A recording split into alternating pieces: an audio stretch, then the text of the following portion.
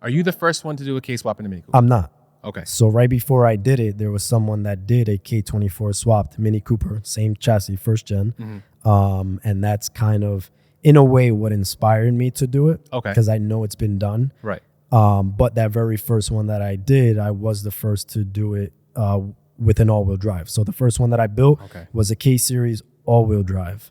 So again, I wasn't the first. I was only just the first to do it all-wheel drive. All-wheel drive, which I'm sure is probably for this kind of car, it's beneficial, right? I personally think it's beneficial for any car. Yeah. You know, especially like a street car, just having the ability to, you know, have that traction at a moment's notice and just take off without worrying about wheel spin, you know.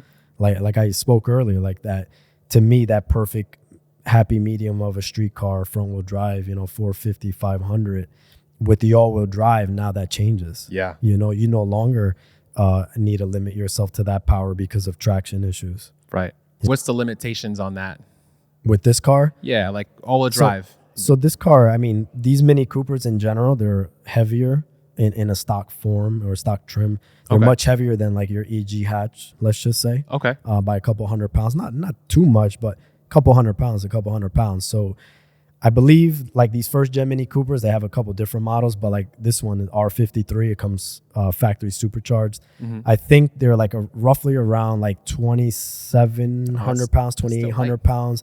So it's, you know, it's heavier than an EG when you're comparing it, but it's still light for what it is. Right. And, you know, if you know BMW, they don't like cheap out on parts and they overbuild and very heavy. Like just the, you know, each seat in the front is like about 50, I think it's like, last time I weighed it was like 53 pounds, I think, for one seat in the front.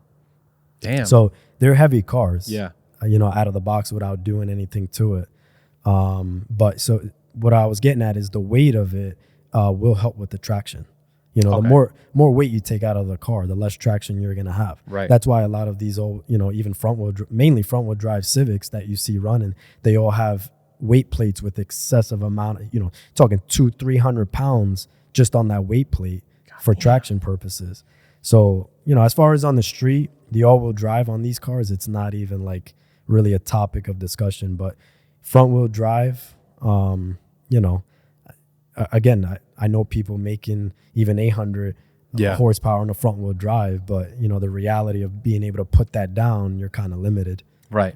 You know, and there's stuff you could do, tires and whatnot. I'm not even going to get into it, but, you know, I don't want people criticizing me for what I'm saying about traction, but, you know, it's a lot harder. You know, there's no debate about that. Well, why would they criticize you?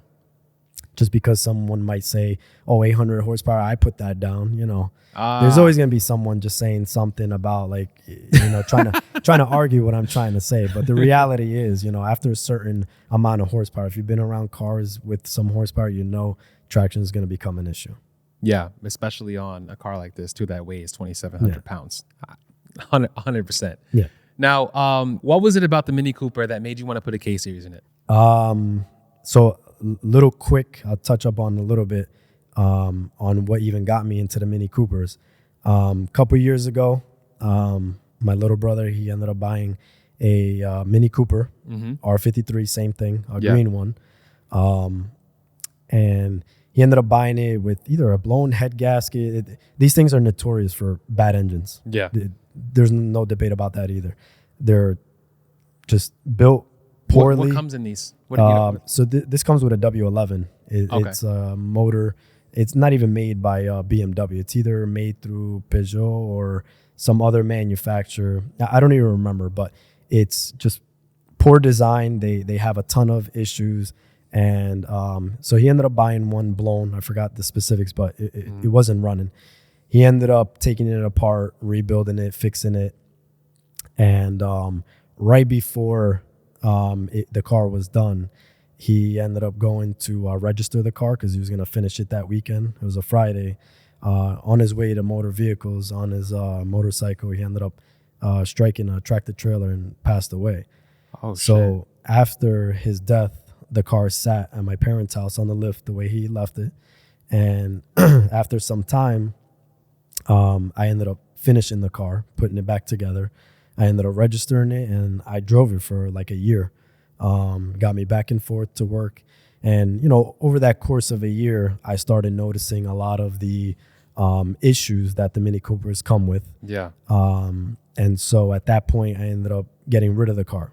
I just sold it. At the point, financially, I couldn't keep up with it. The job that I had, I was commuting with it, and every paycheck, it was going towards the car to repair and keep up with the maintenance.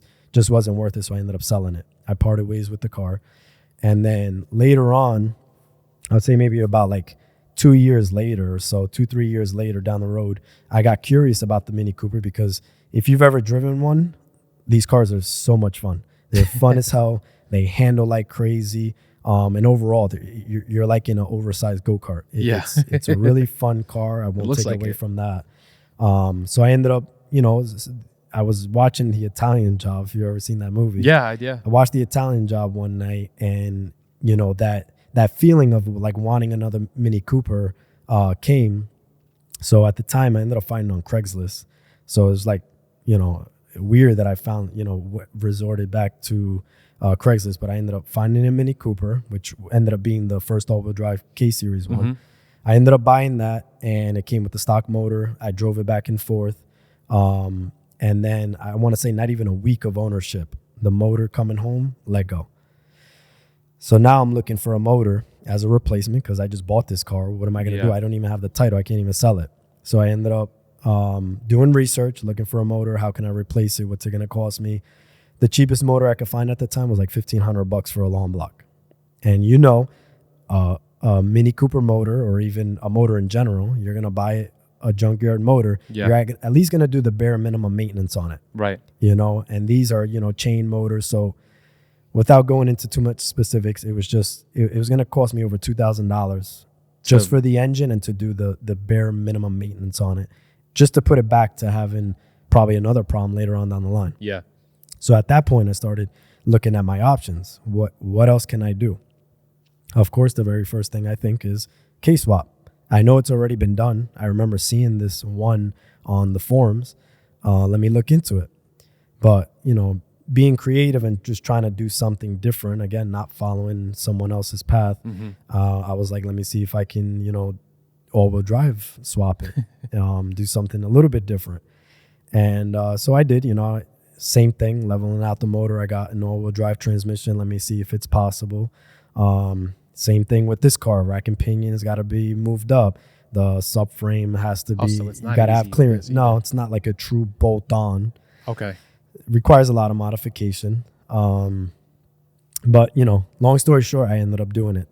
But, that's what inspired it, and that's what got me into looking at the Mini Coopers and K-swap, and it was just because of those, situations that I, ran into. Yeah. Sorry for your loss. Yeah. Thank you. Yeah, that's crazy.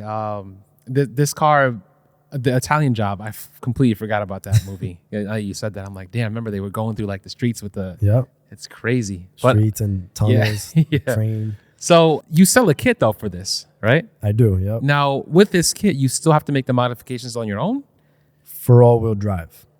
So Okay. I haven't done and released all-wheel drive kits only because not and I don't want this to sound the wrong way, but not everyone can afford to do it.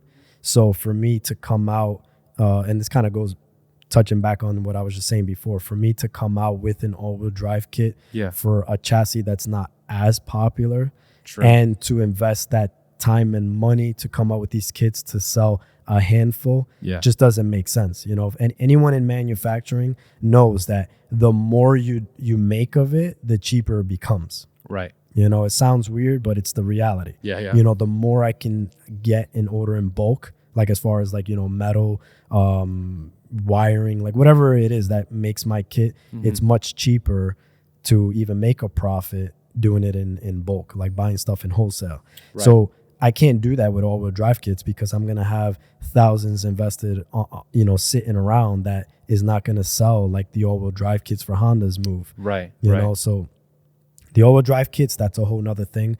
Someone that is interested in doing it, I have the resources and I can share the information. Yeah, you have a video up on YouTube as well. The information's out there. Full on breakdown. Yeah, of, the whole kit and everything. Right, yeah, for front wheel drive applications. So I ended up making that video to help people out that have a Mini and don't have any experience. Yeah. They could watch that video, buy my kit, and literally bolt it on. So for front wheel drive applications, it's a bolt-on kit. There's no welding involved, no cutting.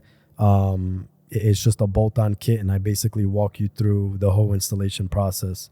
And that definitely, I've even had, ton of people message me and tell me like they had this Mini Cooper sitting in their backyard that has been blown up and haven't done anything. And good thing I came up with something, different, because now they can bring that Mini back to life and it doesn't have to sit and, end up in a junkyard one day. Yeah. So it's pretty cool. And at the end of the day, like, people like something different, Right. The all-wheel drives Civics are cool. I still do them, or even a Civic in general. But it comes to a point where it's like, it becomes so repetitive. You want to see something different. And, I've been able to offer that to people. I have Honda boys now, like people that had Civics, parted it out to take all their stuff to buy a Mini just to be different. It's a cool swap, and I think it's very fitting for the car. It is. And you get a better interior than what you would get in a Civic. Yeah, you definitely get a lot more luxury and comfort. A luxury comfort with the Mini. With the Mini, yeah. So what does this car make right now as it's sitting? So this car right now makes over 800 wheel. Okay. And our limiting factor is the block. Even though it is built and it is piston and rod motor, cams, the whole thing, it's still on a stock sleeve. So no CSS, no nothing, literally just stocks open deck sleeves. Okay. So that's our limiting factor. Do you guys do like the, I know on the 4Gs, you guys you fill the blocks? Like cement fill, or is that a thing you guys do with the K-Series? I've seen some people do the epoxy fill or cement fill, but honestly, for the time and money on the K-Series, you have companies like CSS that are proven. I mean, there's guys making 1,000 horsepower on just a CSS block, which ultimately is still a stock sleeve, but they machine a press fit guard around the sleeves to be able to handle and support that extra power. And again, there's guys making 1,000 horsepower wheel on that block, but this one specifically does not have that. It's a completely stock cast block with just pistons and rods. So that's why we're not making more power. What block is it? This is a K20. It's a full K20 A2 out of the RSX Type S. Okay. So it's a full Type S motor. And